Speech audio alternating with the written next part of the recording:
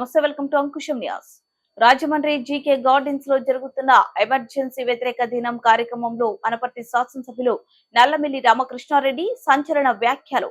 నిన్న రాత్రి బెంగళూరులో డీకే శివకుమార్ తో భేటీ అయిన పులివెందుల ఎమ్మెల్యే వైఎస్ జగన్మోహన్ రెడ్డి తమ 11 మంది ఎమ్మెల్యేలలో ఎంతమంది కూటమి వైపు చూస్తున్నారో, 4 ఎంపీలలో ఎంతమంది కూటమి వైపు చూస్తున్నారో అర్థం కాని పరిస్థితి.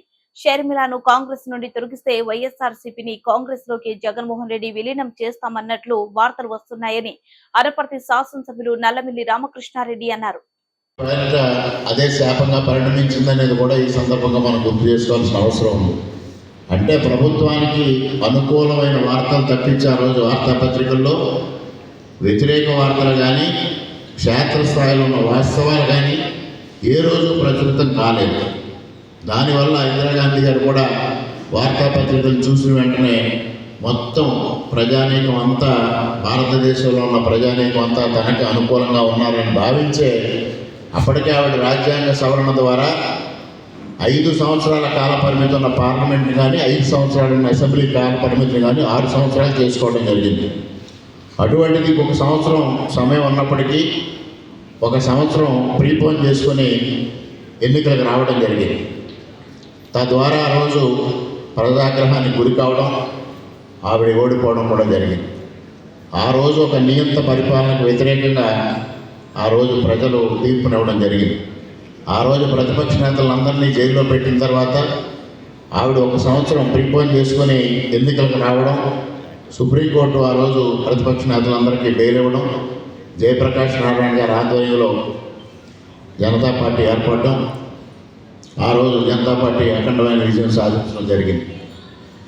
ఆ రోజైనా ఈ రోజైనా నియంత పరిపాలనకు వ్యతిరేకంగా ప్రజలు తీర్పునిస్తారనేది మనకు స్పష్టమైంది.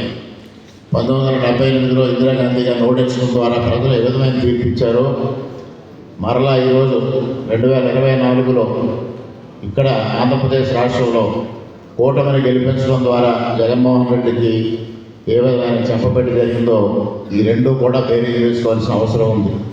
మరి ఈరోజు కూడా కాంగ్రెస్ అదే విధమైన విధానాన్ని అవలంబిస్తూ ఉంది.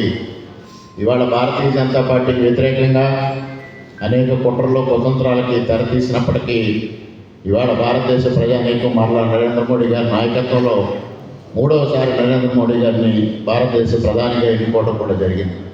మరి ఇప్పుడే నిన్నటి రాత్రి జరిగిన విషయాలు కూడా బయటకు వచ్చాయి. సాక్షాత్తు పులివెందుల ఎమ్మెల్యే గారు వైఎస్ జగన్మోహన్ రెడ్డి గారు రాత్రి బెంగళూరులో డీకే శివకుమార్ గారితో భేటీ అయినట్టు, షర్మిల గారిని కాంగ్రెస్ పార్టీ నుంచి బయటకు పంపిస్తే తను వైఎస్ఆర్ పార్టీని కాంగ్రెస్లో విలీనం చేస్తానని ఒక ప్రతిపాదన ఇచ్చినట్టుగా, ఉన్న 11 మంది శాసనసభ్యుల్లో 4 పార్లమెంటు సభ్యుల్లో ఎంతమంది కూటమి వైపు చూస్తున్నారో తనకు అర్థం కాని పరిస్థితి.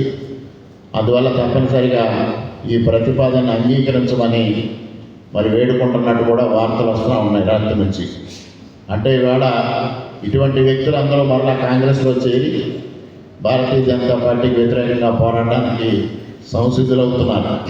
ఇటువంటి అరాచక శక్తులన్నీ మరలా ఏకమయ్యే పరిస్థితి వచ్చింది.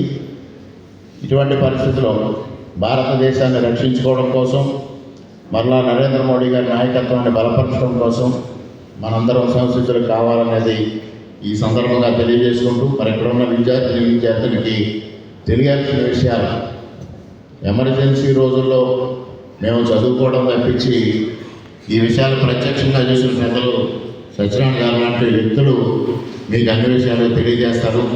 ఈరోజు ఈ కార్యక్రమంలో ఈ అవకాశం ఇచ్చిన దత్తు గారికి హృదయపూర్వకంగా కృతజ్ఞతలు తెలియజేసుకుంటూ సెలవు తీసుకుంటున్నాను.